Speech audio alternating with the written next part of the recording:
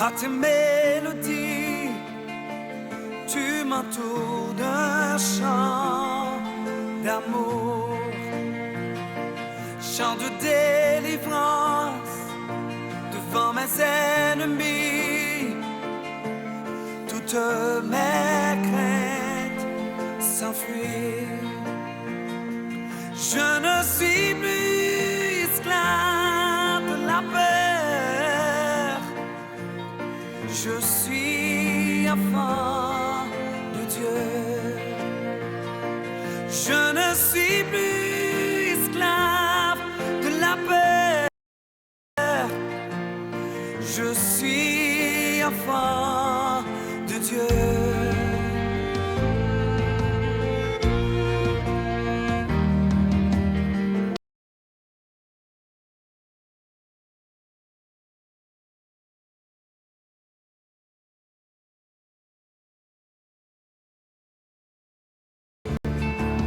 Appelé par mon nom, tu m'as adopté, je suis de ta famille. Ton sang coule dans mes veines. Je ne suis plus esclave de la peur. Je suis enfant de Dieu. Je ne suis plus esclave de la peur. Je suis enfant de Dieu. Je ne suis plus esclave de la peur. Je suis enfant de Dieu. Je ne suis plus esclave de la peur. Je suis enfant de Dieu.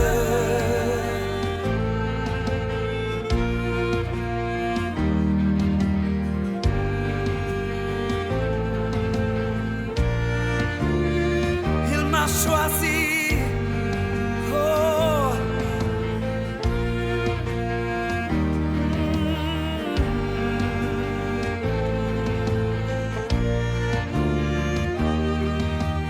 Oh.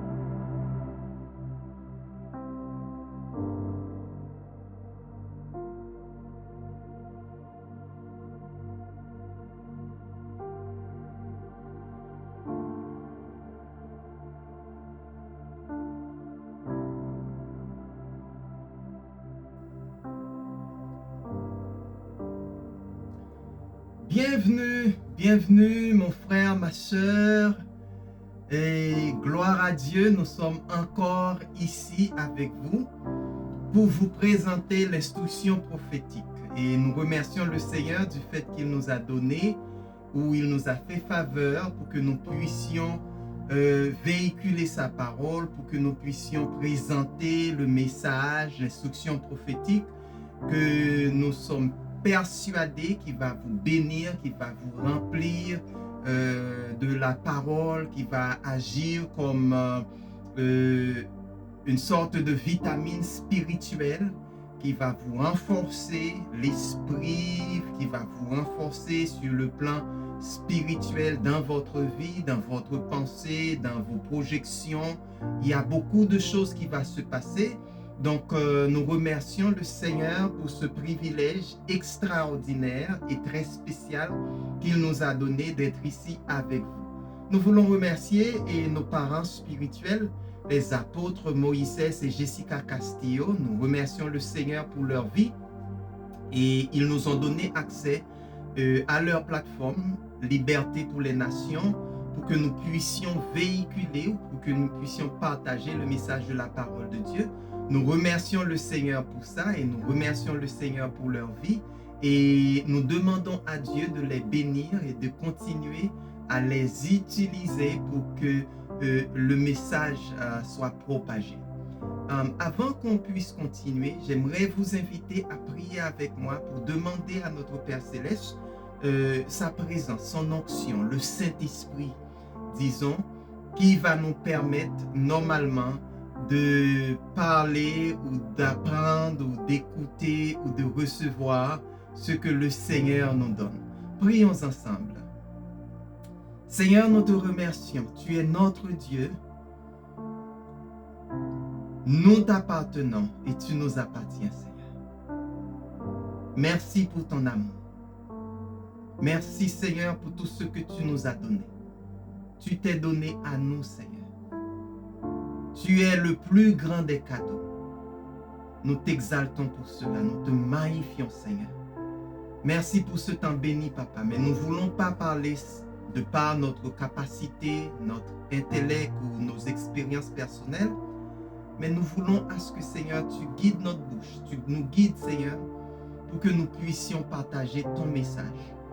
Tu veux nourrir tes enfants. Et nous sommes contents, Seigneur, du fait que tu nous as permis d'être un vaisseau pour que cela soit fait. Que tu sois avec nous, Papa. Nous recevons ton Saint-Esprit. Nous te recevons, Seigneur, dans le nom de Jésus-Christ, notre Sauveur. Amen, amen et amen. Un instant. Donc, encore une fois, c'est un plaisir pour nous et je veux directement rentrer dans notre instruction pour aujourd'hui. Vous savez bien que le mois d'octobre, nous avions commencé avec une instruction qui était très spéciale et qui est toujours spéciale. Cette instruction a pour titre « Je n'écouterai pas les peurs ». Je n'écouterai pas les peurs, cela veut dire que je ne vais pas prêter mes oreilles, ma compréhension, ou je ne vais pas me focuser sur les peurs. Donc, je ne vais pas donner aux peurs le pouvoir de formater ma compréhension, mes écoutes, ma prédisposition. Donc, en tant qu'enfant de Dieu, je n'ai pas ce droit. Je ne dois pas donner ma vie, donner mes intentions, donner mes attentions aux peurs. Parce que cela ou les peurs ne viennent pas de Dieu. L'esprit de la peur n'est pas un esprit qui vient de Dieu. Voilà pourquoi je ne dois pas donner aux peurs la capacité de me diriger. Alors, Je n'écouterai pas les peurs est une série qui a pour but de nous emmener à nous établir dans les principes du royaume. les principes du royaume en tant que citoyen des cieux, en tant que citoyen du royaume de Dieu, ça fait partie de moi. Ça fait partie de mon ADN. Ça fait partie de la façon que je vis ma vie, que je prends mes décisions. Mais la peur va m'enlever ou va faire en sorte que je ne vis pas selon ces principes. Donc, c'est à moi à croire en la parole de Dieu. Donc, quand je me focus sur la peur, cela a tendance à m'éloigner du royaume et à ne pas croire en ce que Dieu dit. Parce que je vais plus focuser sur ce que l'ennemi dit, l'ennemi fait, l'ennemi avance, qui n'est pas vraiment quelque chose que Dieu veut pour moi. Et si je suis conscient du royaume, si je comprends les principes, cela me donne la capacité de m'éloigner de tout ce qui peut troubler ma vie, de tout ce qui peut troubler notre vie. Quand on est focusé sur ce que le Seigneur dit.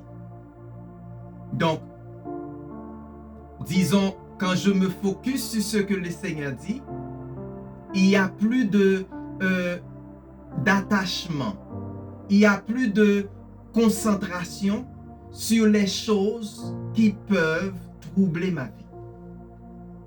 En d'autres mots, je vis une vie sans trouble en tant que tel, parce que j'ai la paix, je me concentre sur les principes du royaume, je me concentre sur la parole de Dieu. Donc ma vie est une vie qui est victorieuse, mais qui n'est pas troublée par ce que la peur pourrait m'apporter. Donc cette série vous invite à laisser tous les doutes, tout ce qui peut nous faire penser autrement qu'à ce que la parole de Dieu dit. Car vous et moi, nous savons que quand quelqu'un doute, c'est parce que cette personne n'est pas sûre. C'est parce que cette personne n'a pas la capacité d'espérer selon la parole de Dieu. Il y a une question qu'on va se poser. Vous êtes-vous déjà demandé comment vous agissez ces jours-ci?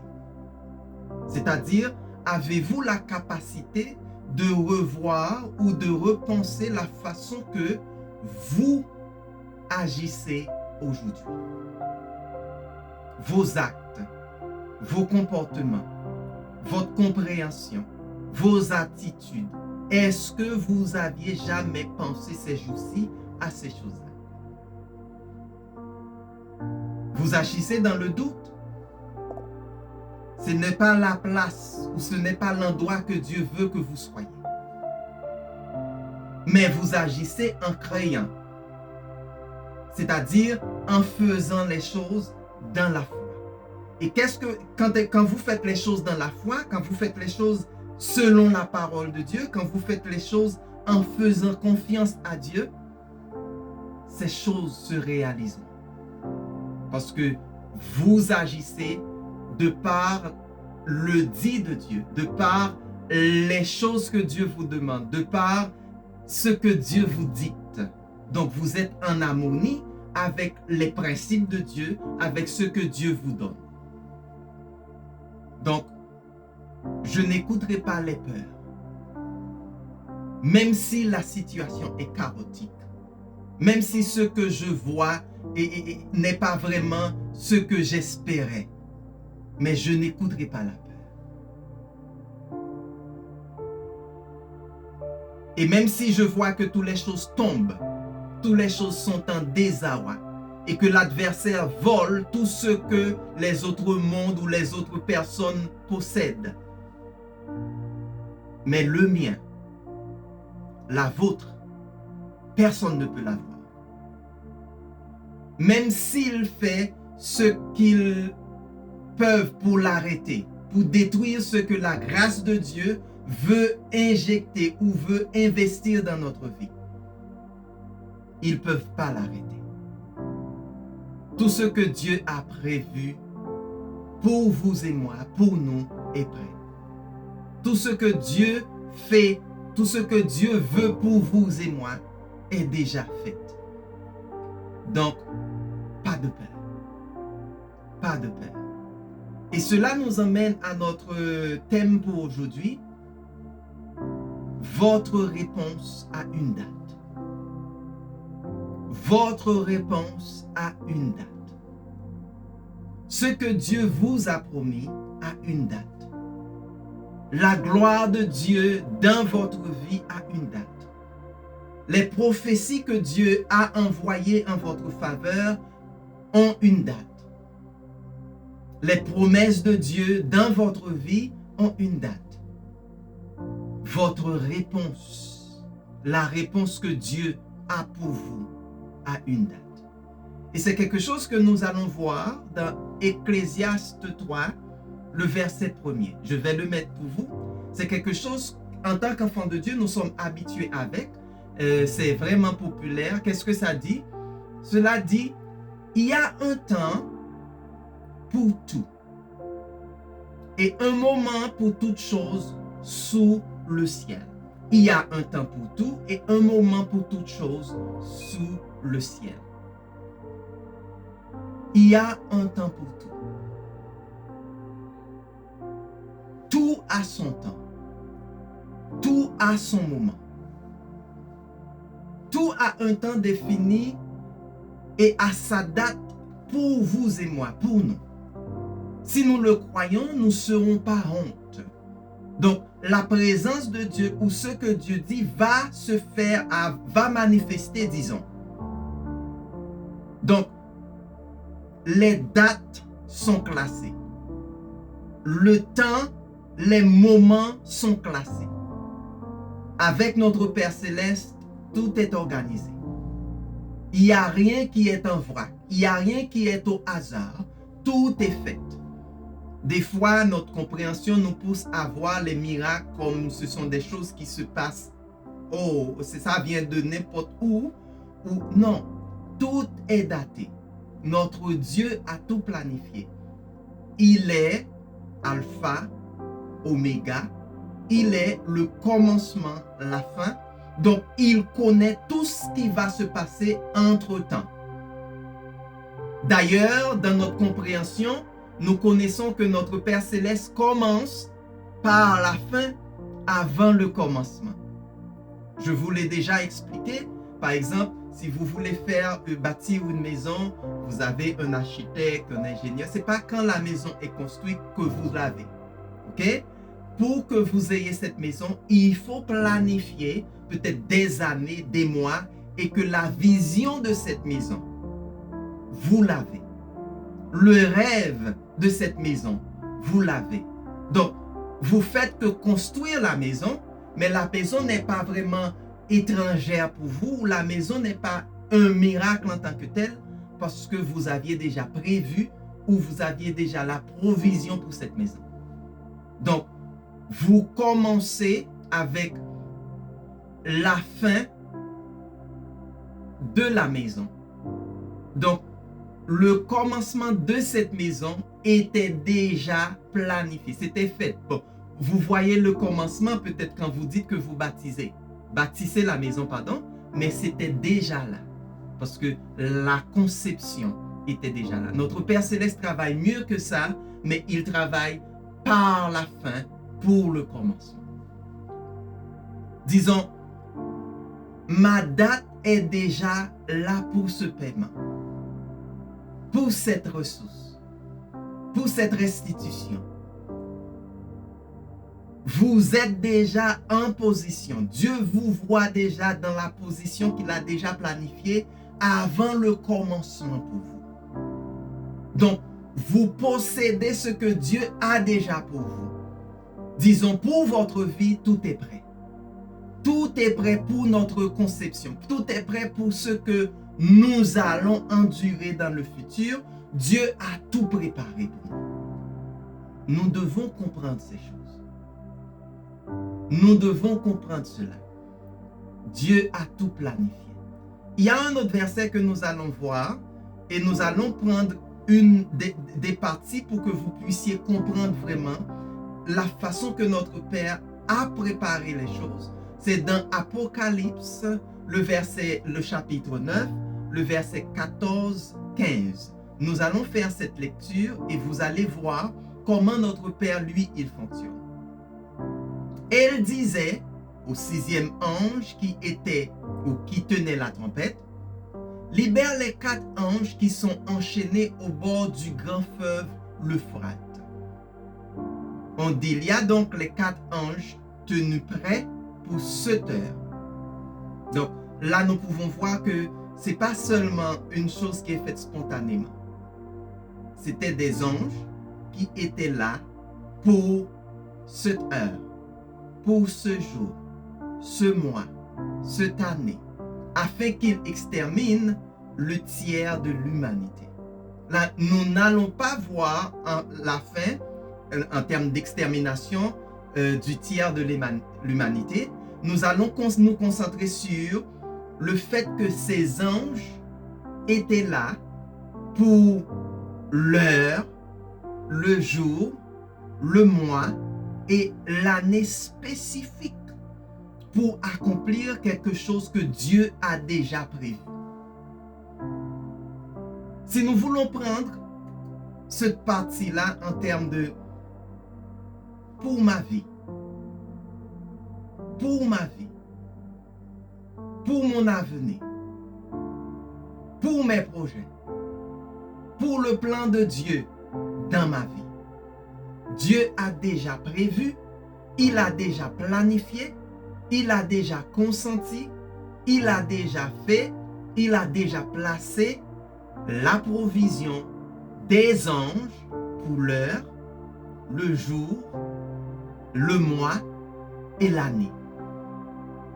C'est extraordinaire.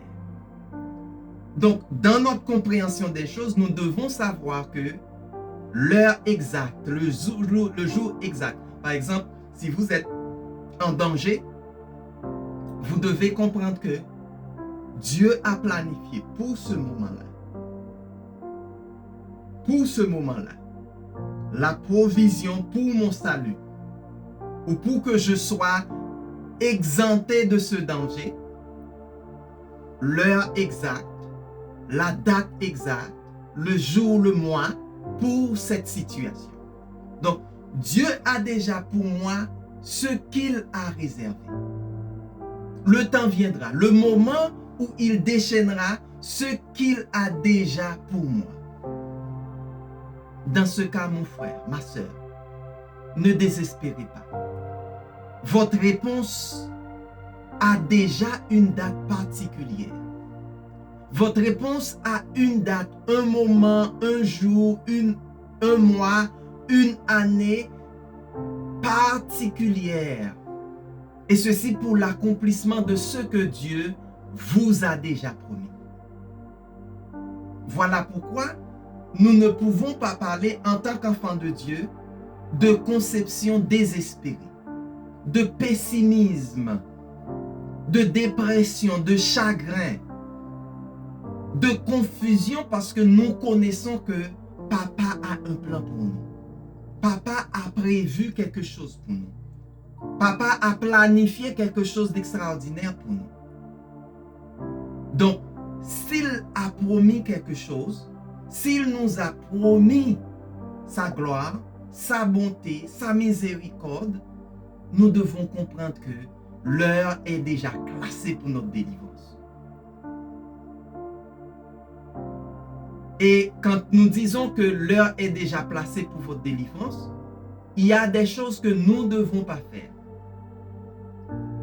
Vous ne voulez pas aider Dieu. Ne pensez pas que vous allez aider Dieu en ce qui vous regarde.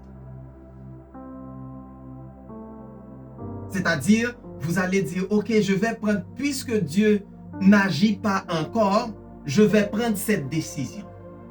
Je vais agir ainsi. Je vais décider de cette manière.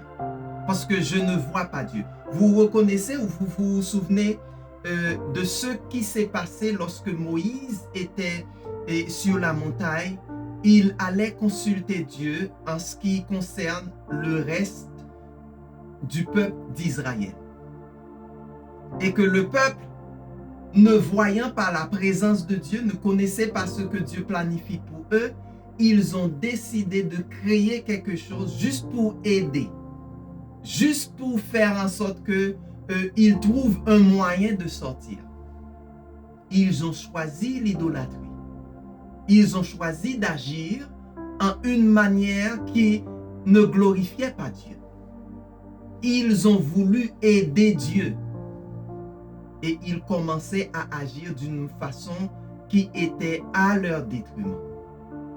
Donc, ils tendaient leurs mains pour aider dans la situation. Ce n'était pas un acte de foi. Je ne disais pas que lorsque vous priez et que Dieu vous dit d'agir ainsi, vous n'agissez pas ainsi. Ce n'est pas ça. Mais c'est dans la conception d'aider Dieu pour que ça aille plus vite. Pour que la situation s'améliore plus rapidement. Nous voulons aider Dieu. Quand nous faisons cela, vous ferez que prolonger la durée de la situation. Donc, et je disais auparavant, c'est comme si vous êtes père de famille, si vous êtes un parent, quand j'ai dit parent, un grand frère, une grande sœur, un cousin, une tante, grand-mère, grand-père, et quelle que soit la position où vous êtes, si vous avez une personne, un bébé par exemple, et que vous voulez leur donner un peu de nourriture. Et pendant que vous leur donnez à manger, eux, ils trouvent que vous n'êtes pas assez rapide. Et ils veulent vous aider. Qu'est-ce qu'ils font? Ils prennent leurs mains et foncent dans l'assiette ou dans le gobelet, quelle que soit la chose que vous utilisez, et boum, ils font des dégâts. Maintenant, vous devez arrêter de les donner de la nourriture pour essuyer, pour faire d'autres choses. Donc, ça fait que prolonger le temps qu'ils devaient recevoir une nourriture. Donc, c'est le cas pour vous et moi. Ce que vous devriez faire, vous devez croire. Et quand vous croyez, vous apportez la gloire de Dieu dans votre maison. Quand vous faites confiance à Dieu, vous apportez la gloire de Dieu dans votre maison. Pourquoi? Parce que votre réponse a déjà une date. Et dans votre maison, il doit y avoir une atmosphère de foi, une atmosphère de confiance en Dieu, une atmosphère où c'est Dieu qui décide pour nous, pas nous décidons et puis nous comptons à ce que Dieu va agir. Le plus souvent, dans notre compréhension soit païenne ou immature en tant que chrétien, nous pensons que, ok, je vais agir et je sais que Dieu va m'aider. Je sais que Dieu va participer. Non. Dieu nous demande d'agir. Dieu nous donne des instructions d'agir. Et c'est à partir de là que nous pouvons vraiment agir par la foi, parce que ce que Dieu dit, sa main va l'accomplir. Ce que Dieu dit, il faut simplement agir en fonction et il y aura d'accomplissement. Une autre chose que vous et moi, nous ne devrions pas rentrer là-dedans, c'est lorsque vous désespérez, il y a une perte. Lorsque vous désespérez, vous perdez déjà. Lorsque vous désespérez, vous empêchez la manifestation de la gloire de Dieu. Alors, ne nous emballons pas à cause des circonstances dans lesquelles nous vivons.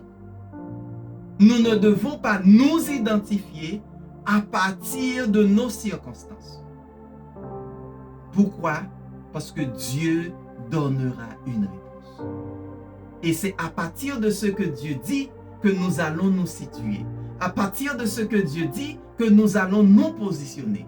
Pas à partir des dilemmes, des situations, de la persécution. Nous n'allons pas emprunter le nom ou nous juger ou nous positionner en fonction des circonstances. Ce n'est pas cela que Dieu nous donne. Il ne nous donne pas un esprit de peur. lorsque Dieu donne la réponse, la gloire de Dieu est présente. Je répète pour vous. Lorsque Dieu donne la réponse, la gloire de Dieu est présente. Parce que la réponse de Dieu apporte sa présence. La réponse de Dieu apporte sa gloire. La réponse de Dieu manifeste à partir de sa gloire. La réponse de Dieu ne va pas sans sa gloire. Et par conséquent, vous et moi, nous devons être heureux. Nous devons être aux aguets. Nous devons être en joie. Nous devons valoriser ce que nous avons. Et en attendant la réponse de Dieu, nous devons célébrer. Voilà pourquoi, en tant qu'enfant de Dieu, notre joie dépend totalement de la réponse de Dieu. Pas de notre situation, pas de notre position actuelle, pas de la peur. Nous ne dépendons pas des bruits de ce monde, des vacarmes de ce monde. Notre dépendance est totalement ancrée sur Dieu, sur ce que Dieu dit, sur sa parole. De ce fait, nous valorisons ce que nous avons présentement, et nous allons célébrer pendant que nous attendons la réponse et la gloire de Dieu. C'est notre vie en tant qu'enfant de Dieu. Nous ne pouvons pas voir autrement. Nous ne pouvons pas penser autrement. Nous ne voulons pas même agir contrairement à la réponse de Dieu. Nous devons attendre ce que Dieu a pour nous. C'est ce que Dieu veut pour nous. C'est ce qui va manifester dans notre vie. Vous et moi, nous sommes des enfants de Dieu. Et puisque nous sommes enfants de Dieu, nous allons voir la manifestation de sa gloire. Puisque nous sommes enfants de Dieu, nous allons célébrer ce qu'il a pour nous. Puisque nous sommes enfants de Dieu, nous allons célébrer ce que lui, il nous donne.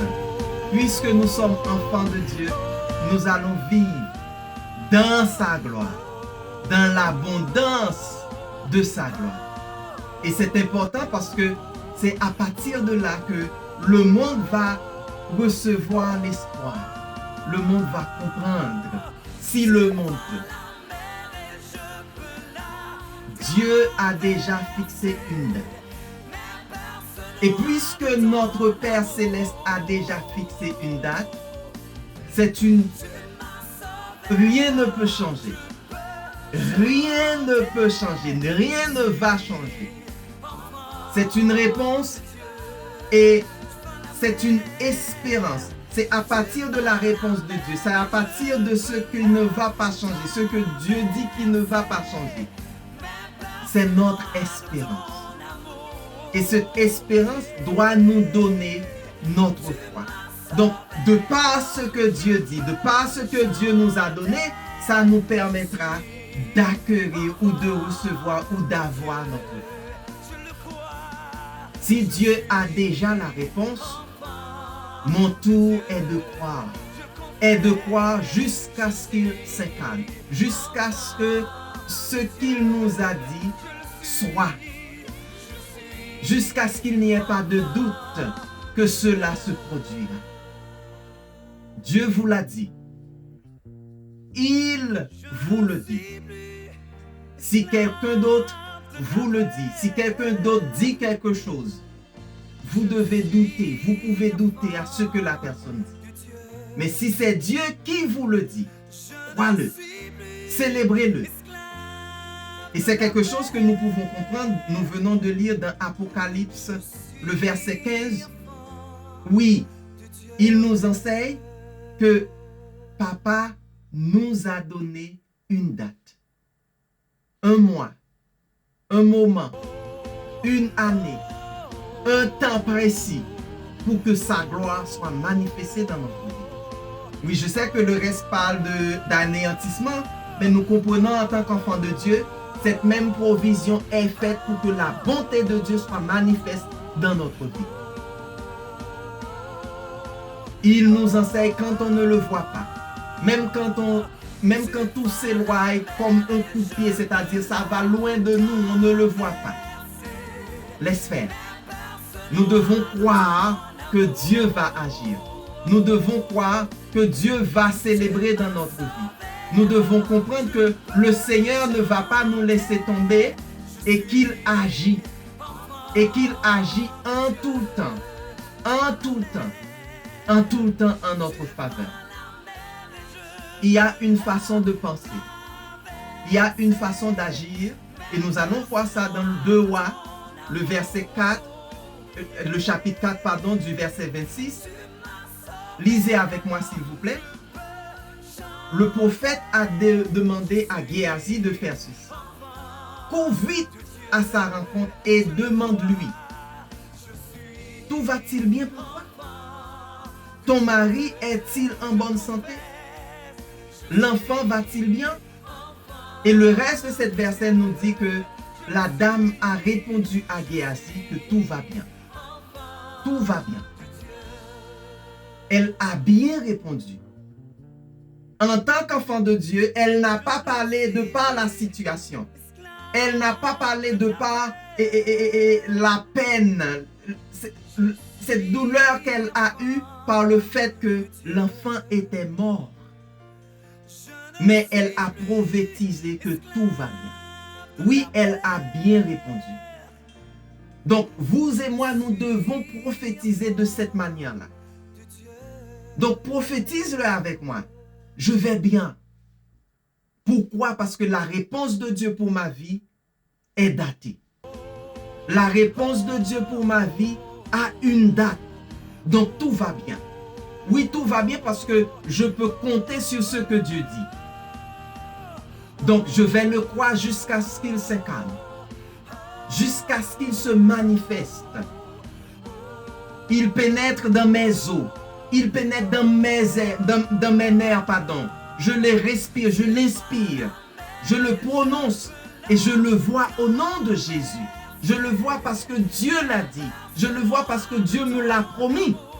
C'est pas parce que le monde me l'a dit. C'est pas parce que le monde m'a dit quelque chose que je vais croire. Mais lorsque Dieu me le dit, oui, je le dois de croire. C'est pourquoi je vous envoie faire des déclarations prophétiques.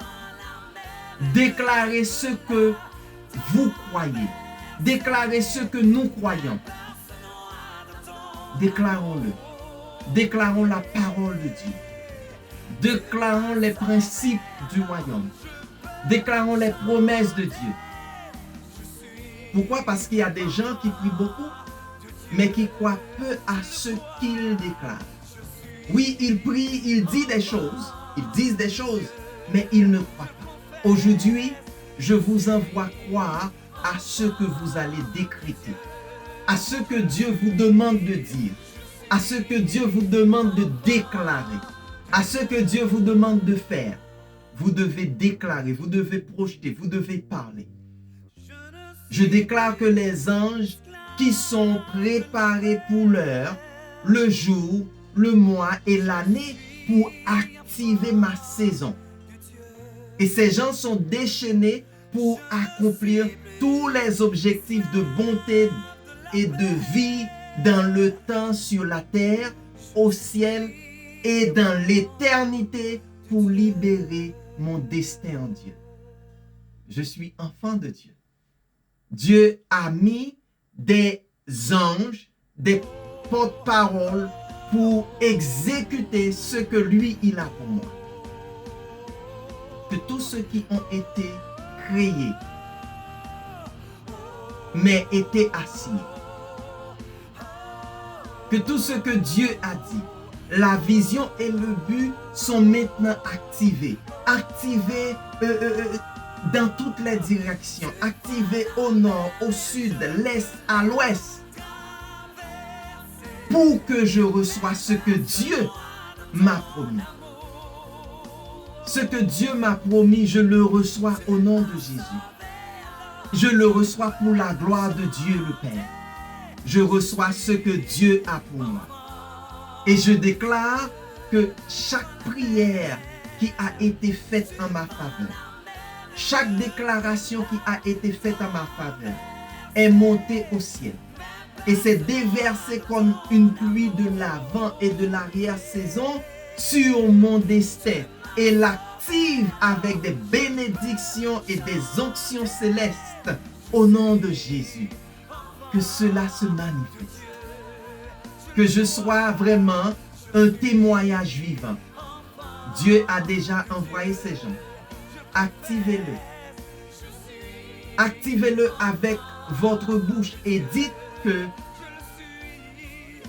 je, placez votre nom. Moi, Josué, je m'établis dans cette parole de vie. Parole de progrès. Parole de but. Je dénonce ce qui est à moi. Et je le reçois au nom de Jésus. Donc, mon départ a déjà une date. Ma guérison a déjà une date. Mes ressources ont déjà une date. Le nouveau temps de Dieu pour ma vie est déjà là. Je le déclare et je le reçois au nom de Jésus. Donc, mon ministère est fructueux. Aujourd'hui, je me déclare libre avec une nouvelle onction. C'est pourquoi mes yeux voient. Mes mains reçoivent.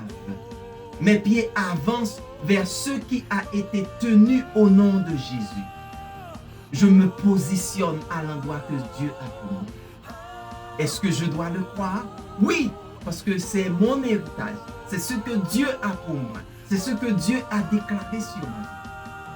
Et pourquoi vivre dans la peur?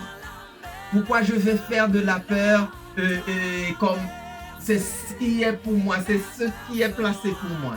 Non, ça ne vient pas de Dieu. Mais je vais me placer en une position que Dieu a pour moi. Dieu me l'a demandé. Je suis un témoignage. Je suis un enfant de Dieu. Et je le témoigne. Je le dis et je laisse la parole de Dieu manifester dans ma vie. Je ne vis pas une vie de perte. Je ne vis pas une vie néfaste. Je ne vis pas une vie défaitiste.